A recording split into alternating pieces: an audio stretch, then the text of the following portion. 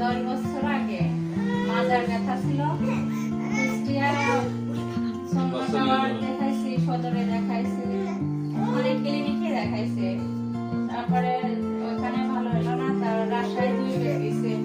ওষুধ খেয়ে বেশি, কুষ্টিয়া ওষুধ দেয় ওইটা খেলেও বেশি হয়, রাজশাহী ওষুধ দেয় ওইটা খেলেও বেশি হয়। কিন্তু নজরুল ভাইয়ের পরামর্শ একজন দেয়, ওই জন্য এখানে আসে। আসার পরে এখান থেকে ওষুধ খেয়ে আল্লাহ রহমতে আমার মাজার ব্যথা এখন ভালো।